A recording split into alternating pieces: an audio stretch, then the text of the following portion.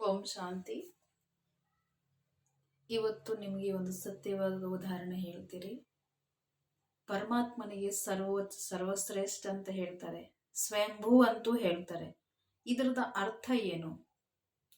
ಮತ್ತೆ ಉದಾಹರಣೆವಾಗಿ ಹೇಳ್ತಾರೆ, ಈಶ್ವರ ತಾನೇ ಈ ಭೂಮಿಗೆ ಬಂದಿದ್ದಾರೆ. ಓಕೆ, ತಾನೇ ಈ ಭೂಮಿಗೆ ಬಂದಿರೋರು, ಅದರದ ನೆನಪರತವಾಗಿರೋರು ಭಕ್ತಿ ಮಾರ್ಗದಲ್ಲಿ ಒಂದು ತುಂಬಾ ಸುಂದರವಾದ ಉದಾಹರಣೆ ಇದೆ. ಏನು ಅಂದ್ರೆ, ಹೇಗೆ ರೀತಿ ನಾರ್ಮಲಿ ದೇವತೆಗಳಿಗೆ ದೇವಸ್ಥಾನ ದೇವಗುಳಗಳಲ್ಲಿ ಪ್ರತಿಸ್ಥಾಪನೆ ಮಾಡಬೇಕು ಅಂದ್ರೆ ಹೇಗ್ ಮಾಡ್ತಾರೆ, ಮತ್ತು ಒಂದು ಶಿವಲಿಂಗಕ್ಕೆ ಪ್ರತಿಸ್ಥಾಪನೆ ಮಾಡಬೇಕು, ಅದು ಹೇಗ್ ಮಾಡ್ತಾರೆ, ಇದರ ಬಗ್ಗೆ ವ್ಯತ್ಯಾಸ ಅವಶ್ಯಕತೆ ಇದೆ. ನಾವು ತಿಳ್ಕೊಳ್ಳೋದು ತುಂಬಾ ಅವಶ್ಯಕತೆ ಇದೆ. ಯಾಕೆಂದ್ರೆ ಈಗಿನ ಕಾಲದಲ್ಲಿ ಕೆಲವು ಒಬ್ಬರಿಗೆ ಮಾತ್ರ ಗೊತ್ತು, ಮತ್ತು ಇದರಲ್ಲಿ ಕೆಲವರು ಹಳಬರು ಇರ್ತಾರೆ, ಹಿರಿಯರು ಇರ್ತಾರೆ, ಅವರಿಗೆ ಮಾತ್ರ ಗೊತ್ತಿರೋದು. ನಾರ್ಮಲಿ ದೇವಸ್ಥಾನಗಳಲ್ಲಿ ದೇವತೆಗಳ ಮೂರ್ತಿ ಪ್ರತಿಸ್ಥಾಪನೆ ಮಾಡಬೇಕು ಅಂದ್ರೆ ಬಾಗಿಲು ಮೂಲಕ ಮಾಡ್ತಾರೆ ಪ್ರತಿಸ್ಥಾಪನೆ.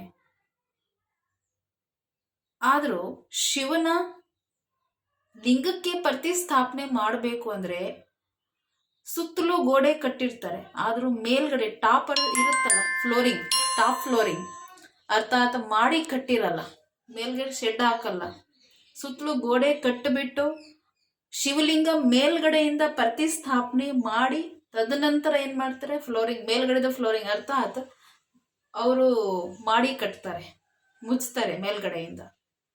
ಅದರದ ಅರ್ಥ ಏನು? ಎಲ್ಲ ದೇವತೆಗಳು ನಮ್ಮ ತರ ಶರೀರಧಾರಿ ಈ ಸೃಷ್ಟಿಯಲ್ಲಿ ಜನ್ಮ ತಗೊಂಡಿರೋರು. ಆದ್ರೂ ಪರಮಾತ್ಮ ಸ್ವಯಂಭೂ ಅಂದ್ರೆ ತಾನೇ ಈ ಭೂಮಿಯಲ್ಲಿ ಅವತರಣೆ ಆಗಿರೋರು, ತಾನೇ ಈ ಭೂಮಿಯಲ್ಲಿ ಬಂದಿರೋರು. ಮತ್ತೆ ಅದರ ಜೊತೆಯಲ್ಲಿ ಶಿವಲಿಂಗಕ್ಕೆ ಕೆಲವು ಟೈಮಲ್ಲಿ ಮುಖ ಕೊಟ್ಟಿರ್ತಾರೆ, ಇರೋದೇ ಜ್ಯೋತಿ ಸ್ವರೂಪನೇ, ಮುಖ ಕೊಟ್ಟಿರ್ತಾರೆ. ಮುಖ ಕೊಡೋದ ಅರ್ಥ ಏನು ಅಂದ್ರೆ, ಪರಮಾತ್ಮ ನಿರಾಕಾರ ಜ್ಯೋತಿ ಸ್ವರೂಪ ಇನ್ನೊಬ್ರು ಮುಂದೆ ತೋಳ್ಪಡಿಕೆ ಆಗ್ಬೇಕು, ಇನ್ನೊಬ್ಬರ ಹತ್ರ ಮಾತಾಡಬೇಕು ಅಂದ್ರೆ ಅವ್ರಿಗೂ ಶರೀರದ ಆಧಾರ ಬೇಕಾಗಿರುತ್ತೆ. ಆಗ್ಲಿ 1937 ಪರಮಾತ್ಮ ನಿರಾಕಾರ ಜ್ಯೋತಿ ಸ್ವರೂಪ ಪರಮಾತ್ಮ ಅವರು ಸಾಧಾರಣ ಮನುಷ್ಯತನದ ಆಧಾರ ತಗೊಂಡು, ಆ ಸಾಧಾರಣ ಮನುಷ್ಯತನ ಯಾರು ಈ ಸೃಷ್ಟಿಯಲ್ಲಿ ಮೊದಲನೇ ಜನ್ಮ ಶ್ರೀಕೃಷ್ಣ ಆಗಿರೋರು, ಅವರೇ ಹುಟ್ಟು ಸಾವದ ಚಕ್ರದಲ್ಲಿ ಬಂದು ಕೊನೆ ಜನ್ಮದಲ್ಲಿ ಒಂದು ಸಾಧಾರಣ ಮನುಷ್ಯರಾಗಿರ್ತಾರೆ. ಅವ್ರ ಶರೀರದ ಆಧಾರ ತಗೊಂಡು, ಬೇರೆ ಶರೀರ ಆಧಾರ ತಗೊಳ್ಳೋದಿಲ್ಲ. ಮೊದಲನೇ ಜನ್ಮ ಕೃಷ್ಣ, ಕೊನೆ ಜನ್ಮ ಸಾಧಾರಣ ಮನುಷ್ಯರಾಗಿರ್ತಾರೆ, ಹುಟ್ಟು ಸಾವದಲ್ಲಿ ಬಂದು ಅವ್ರ ಶರೀರದ ಆಧಾರ ತಗೊಂಡು ಅವ್ರ ಹೆಸರು ಬ್ರಹ್ಮ ಅಂತ ನಾಮಕರಣ ಮಾಡಿ ಅವ್ರ ಮೂಲಕ ಮಾತ್ರ ಅವರು ನಮ್ಗೆ ಜ್ಞಾನ ತಿಳಿಸೋದು. ಅದರದೇ ನೆನಪರ್ತವಾಗಿರೋದು ಪುರುಷ ಶರೀರ ಇರೋದ್ರಿಂದ. ನಿಮ್ಮ ಮುಂದೆ ಫೋಟೋ ಇದೆ, ಇವರ ಹೆಸರು ಪ್ರಜಾಪಿತ ಬ್ರಹ್ಮ. ಅವ್ರ ಶರೀರ ಪುರುಷ ಶರೀರ ಇರೋದ್ರಿಂದ ಅವ್ರ ಹೆಸರು ಭಾಗೀರಥ ನಂದಿಗಣ ಅಂತ ಆಯ್ತು. ಪರಮಾತ್ಮ ಪ್ರಾಣಿ ಶರೀರ ಮೂಲಕ ಬಂದು ನಮ್ಗೆ ಜ್ಞಾನ ತಿಳ್ಸಕ್ಕಾಗಲ್ಲ, ಜ್ಞಾನ ಅಮೃತ ಕೊಡಕ್ಕಾಗಲ್ಲ. ನೀರಿಗಂತೂ ಅಮೃತ ಹೇಳಕ್ಕಾಗಲ್ಲ, ನೀರು ಮೈ ತೊಳಿಬೋದು, ಆದ್ರೂ ಮನಸ್ಸಿಗೆ ತೊಳೆಯೋದು ಮಾತ್ರ ಜ್ಞಾನ, ಪರಮಾತ್ಮ ನೆನಪು.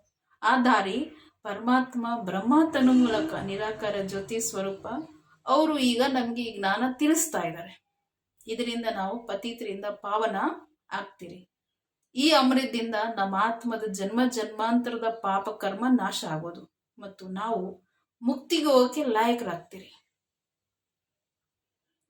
ಅದಕ್ಕಾಗಿ ಪರಮಾತ್ಮನಿಗೆ ಸ್ವಯಂಭೂ ಅಂತ ಹೇಳ್ತಾರೆ, ಅಂದ್ರೆ ತಾನೇ ಈ ಭೂಮಿಗೆ ಬಂದಿರೋರು. ಎಲ್ಲರಿಗೂ ಓಂ ಶಾಂತಿ. ಶೇರ್ ಮಾಡಿ, ಸಬ್ಸ್ಕ್ರೈಬ್ ಮಾಡಿ, ಲೈಕ್ ಮಾಡಿ, ನಮಗೂ ಪ್ರೋತ್ಸಾಹ ಬರುತ್ತೆ. ಓಂ ಶಾಂತಿ.